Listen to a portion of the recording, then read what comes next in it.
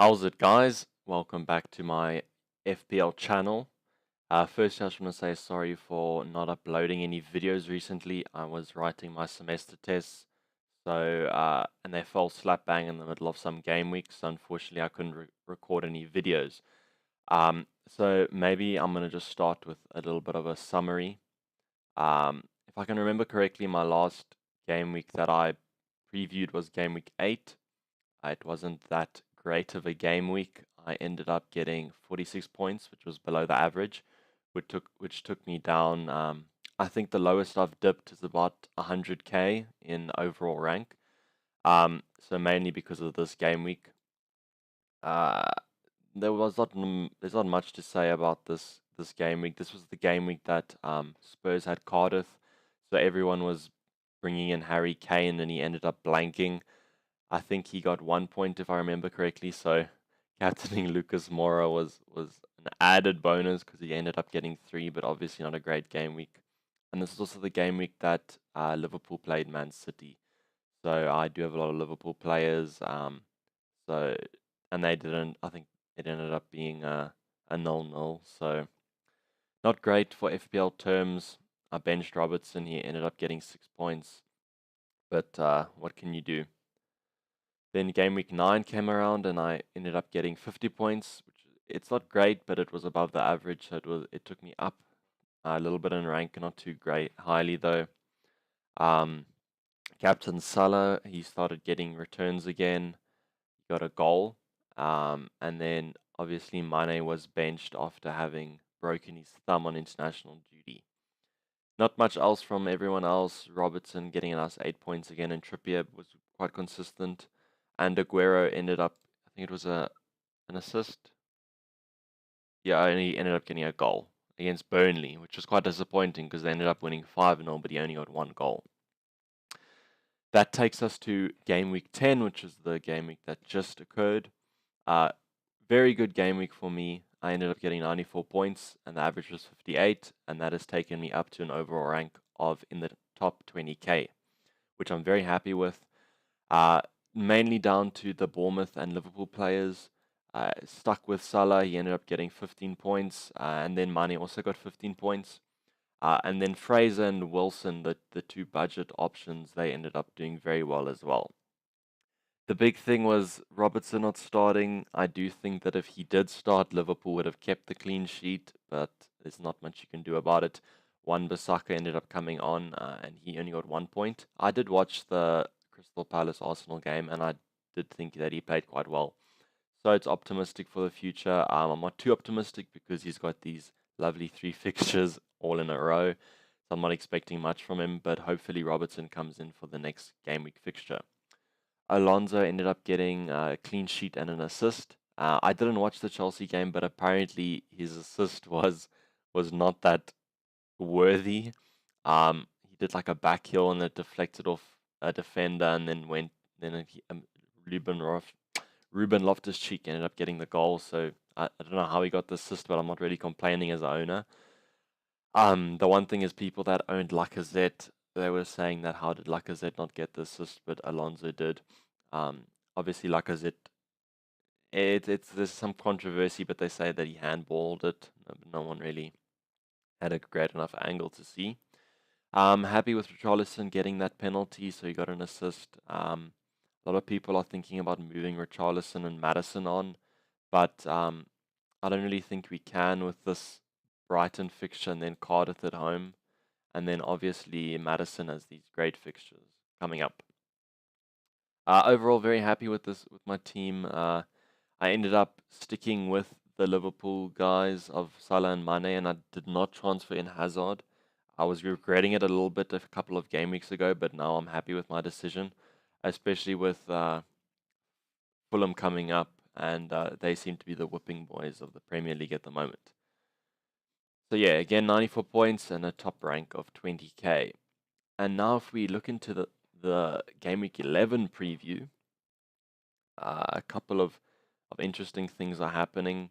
Obviously, a lot of my other players have very good fixtures. Schmeichel and Madison with Cardiff away, and then Trippier with Wolves and Alonso with Crystal Palace. the Bournemouth, it's almost like a polar opposite of the other fixture because now the teams that had a good fixture in Game Week 10 have a bad fixture in Game Week 11.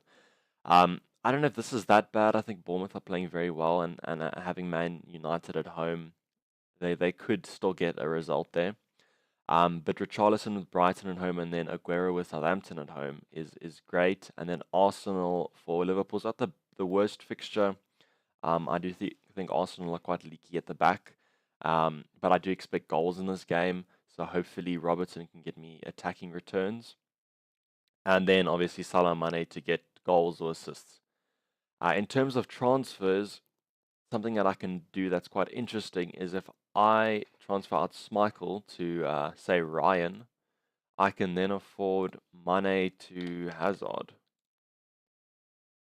with 0 in the bank. And that will take a 4-point hit, but I don't really mind doing that, especially when Chelsea have Crystal Palace and Everton at home in the next 2. And then they also have Fulham.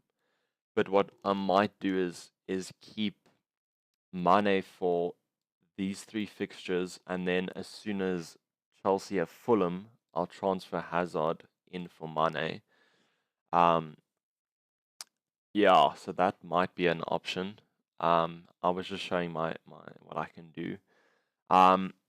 As with, I don't really have any people that I really want to transfer out. The thing is that New Bournemouth have a tough run of fixtures up until about Game Week 20, which is the end of the year. So I might maybe transfer out one of them. I think I'll definitely be transferring out either Fraser or Wilson for someone else in the coming game weeks. Maybe I'll keep them until after the Newcastle game and then transfer them out, because I don't think it's worth having 2 Bournemouth players over this tough run of fixtures. Other transfers I'm thinking, I don't really know. I still have my wild card. The one annoying thing is that Polti and Kamara have dipped in value, so that's quite annoying. They are bench fodder, but if I'm going to wildcard, I'll be transferring them out. So to get guys that are playing right now, it's probably going to be quite hard. But otherwise, I'm pretty happy with the team. I was happy that Alonso ended up getting some attacking returns because he was looking a little bit. He was getting clean sheets, some clean sheets, but he wasn't living up to his value. But so I'm happy that he did get an assist. And then Trippier, it's not worth removing him for these 2 fixtures. I think these are 2 good fixtures that Spurs could get clean sheets with. These 2 fixtures are not that great, but afterwards he's got a nice run.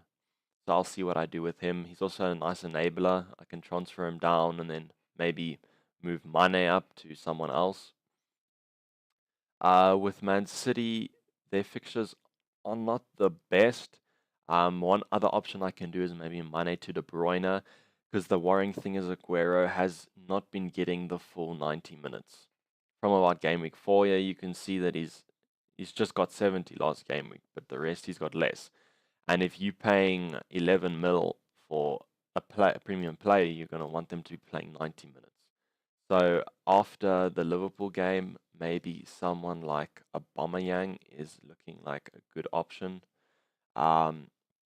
Obviously, these Spurs at home, they could get a result there, and then United away is not the best. But then Huddersfield, Southampton, and Burnley, which are 2 like amazing 3 fixtures, because these 3 teams are doing pretty badly in the Premier League this year. So yeah, there's lots of options. Obviously, looking at Game Week 11, big fixtures that are going on is Arsenal, Liverpool, and then Crystal Palace, Chelsea could be a good game, and then Huddersfield, Fulham is an interesting one because both teams have been very bad defensively. So I think both teams here need a win. So this could be quite a good game. Yeah. So that's going to basically wrap it up for my Game Week 10 review and Game Week 11 preview.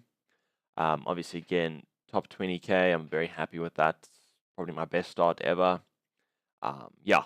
So please comment down below if you have any questions, and please like the video if you enjoyed, and please subscribe if you want more FPL content in the future. But otherwise, this has been Davey FPL, and I'm out. Cheers.